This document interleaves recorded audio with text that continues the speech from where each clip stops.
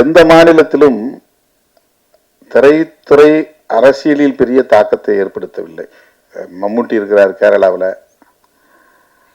இங்கே கன்னடத்தில் ராஜ்குமார் இல்லை, அவர் இங்கே என்டிஆர், இங்கே எம்ஜிஆர், ரெண்டு பேர் தான் வந்து அரசியலில் ஒரு பெரிய மாற்றத்தை திரைத்துறையின் மூலமாக ஏற்படுத்தியவர்கள்.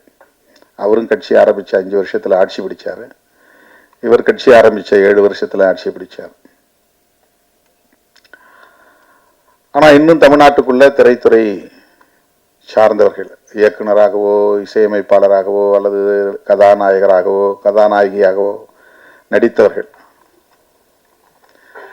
சோசியல் மீடியாவில் ரொம்ப ஆழமாக சிந்திக்கிறவங்களாம் இருக்கிறாங்க. ரொம்ப நாமே அது ஆச்சரியப்படக்கூடிய அளவுக்கு. அண்மையில் ஒருத்தர் எழுதியிருந்தான், இராணுவத்துறையில் வேலை செஞ்சவங்க ரிட்டையர் ஆகிட்டு வாட்ச்மேன் வேலைக்கு போகிறாங்க, திரைத்துறையில் ரிட்டையர் ஆகுறவங்களாம் சிஎம் ஆக்குறாங்க. தமிழ்நாட்டு அரசியல் அப்படி இருக்கு அப்படின்னு. இராணுவத்துறையில் ரிட்டையர் ஆகிறவங்களாம் வாட்ச்மேன் வேலை மாதிரி ஏதாவது ஒரு டிபார்ட்மெண்ட்டுக்கு போகிறாங்க. ஆனால் திரைத்துறையில் ரிட்டையர் ஆகிறவங்க அல்லது விஆர்எஸ் கொடுக்குறவங்க வாலண்டரியாக கொடுத்துட்டு வராங்க இல்லையா. இன்னும் நல்லா 200 கோடி 300 கோடி சம்பாதிக்க முடியும், ஆனாலும் நான் அதை விட்டுட்டு வரேன் அப்படிங்கிறது. பட் இங்கே அவங்கெல்லாம் வந்து முதலமைச்சருக்கான ஓட வராங்க அப்படின்னு சொல்கிறாங்க. ஏதோ ஒரு வகையில் திரைப்படம் அல்லது திரைத்துறை தமிழர்களை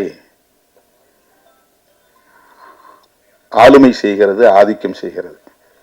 இப்போ நான் என்ன யோசிக்கிறேன் அப்படின்னா, 15-20 வருஷத்துக்கு முன்னாடியே எனக்கு இந்த துறையில் கதவு திறந்தது, சிவப்பு கம்பளம் விரிக்கப்பட்டது.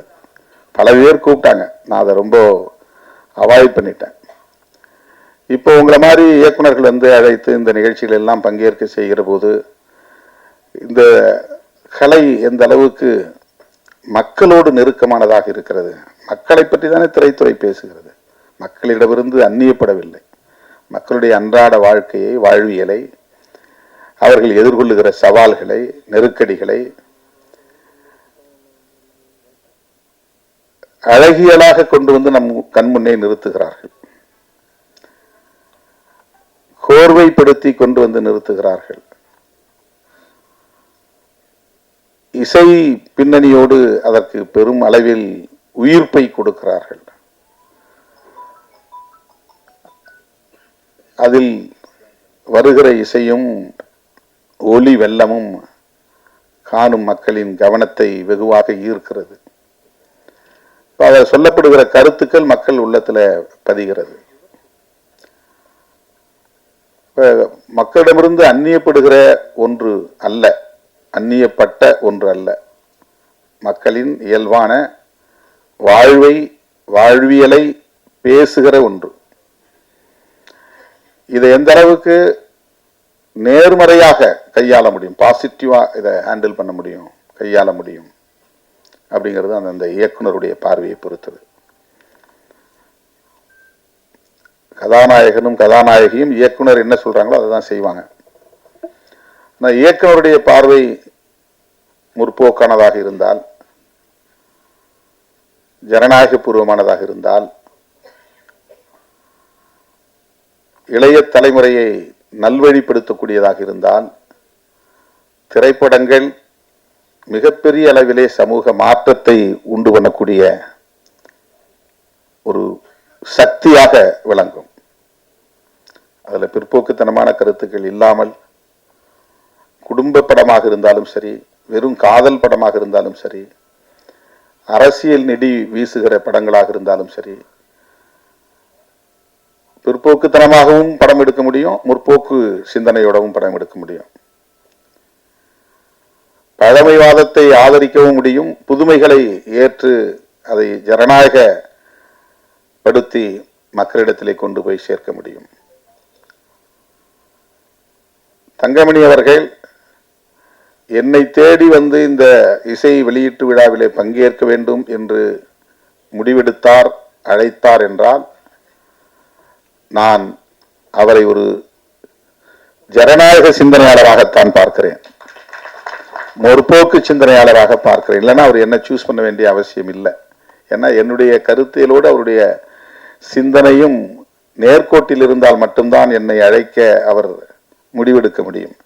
இல்லைன்னா இவர் நாம் பேசுகிற கருத்துக்கு எதிராக பேசுகிறவர், நமக்கும் அவருக்கு அது ஒத்து வராது அப்படிதான் அவர் யாராவது சஜஸ்ட் பண்ணால் கூட இல்லைப்பா அவரெல்லாம் அழைச்சிட்டு வர வேண்டாம் அப்படிதான் அவர் ரிஜெக்ட் பண்ணுற வாய்ப்பு இருக்குது, தவிர்ப்பதற்கு வாய்ப்பு இருக்கிறது. ஆனால் இந்த திரைப்படத்தினுடைய இயக்குனர் ஒரு படத்தை இயக்கி அது வெளிவந்துட்டா அந்த இயக்குனர் எப்படி காலரை தூக்கி விட்டுவாருன்னு நமக்கு தெரியும். அவருடைய நடை எப்படி கம்பீரமாக மாறும் நமக்கு தெரியும். ஓரிரு படங்களை வெற்றிகரமாக கொடுத்துட்டா அடுத்தது அரசியல் தான் அப்படிங்கிற நிலைக்கு போகிறவர்களை நம்ம பார்க்குறோம். ஏன்னா திரைத்துறைங்கிறது அந்த மாதிரியான ஒரு உளவியல் அங்கே கட்டமைச்சிருக்கு. ஒரு நல்ல படத்தை கொடுத்துட்டா போதும் அடுத்து முதலமைச்சர் நாற்காலிங்கிற ஒரு எண்ணத்தை உருவாக்குகிறது.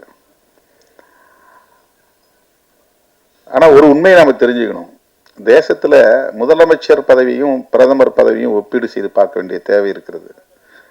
நீங்கள் கொள்கை ரீதியான ஒரு முன்னெடுப்பை செய்தாலும் சமூக மாற்றத்தை ஏற்படுத்துவதாக இருந்தாலும் உண்மையான அதிகாரம் என்பது பிரதமர் பொறுப்பில் தான் இருக்கிறது, அந்த இருக்கையில் தான் இருக்கிறது.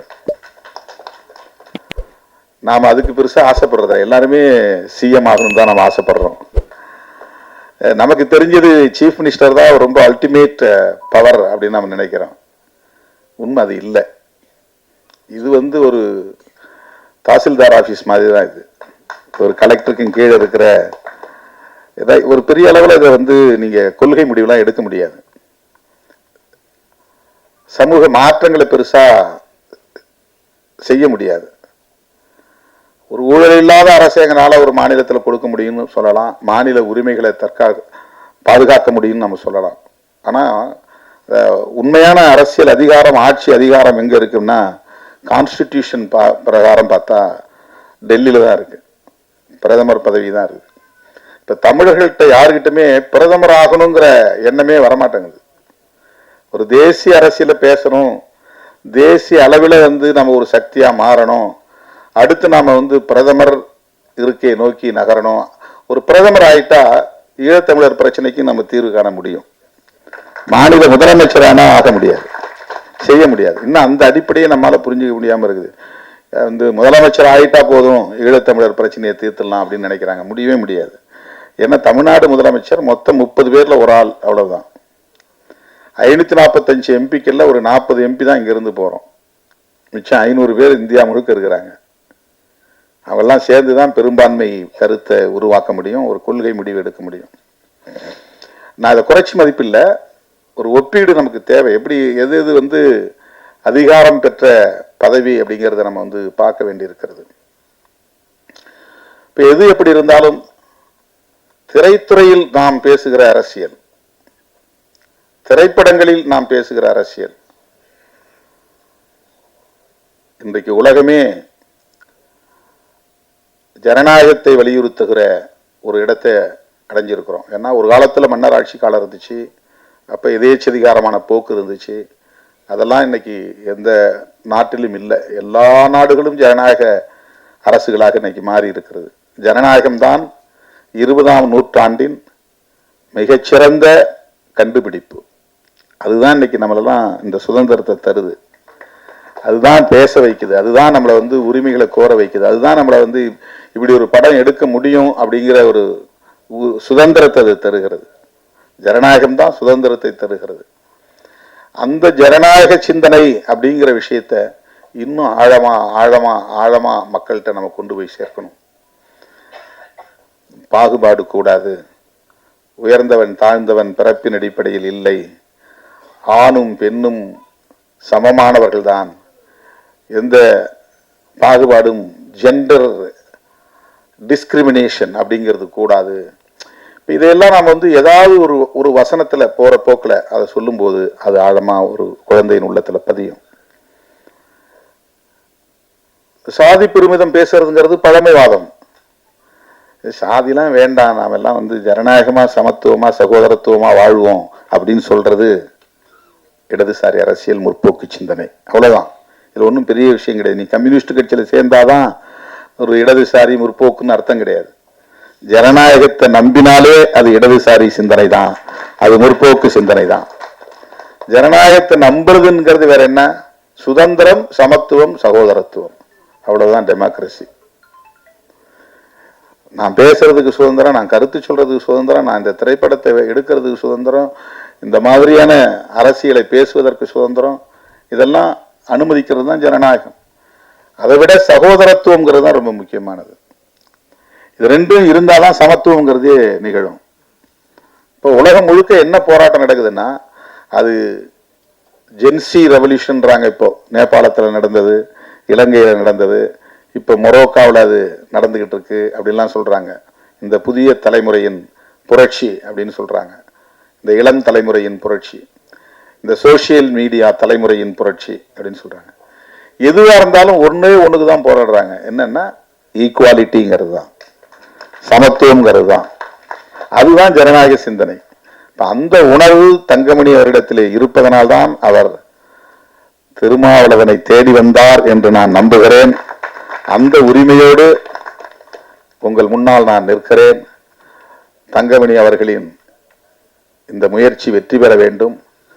அவர் எடுத்திருக்கிற இந்த திரைப்படம், அவரே இங்க சொன்னார், நான் சிறப்பாக பண்ணியிருக்கிறேன், இந்த படம் கட்டாயம் வெற்றி பெறும் உங்கள் ஆதரவோடு என்று சொன்னார். அவருடைய இந்த முயற்சி வெற்றி பெற வேண்டும், இந்த திரைப்படம் வெற்றி பெற வேண்டும்.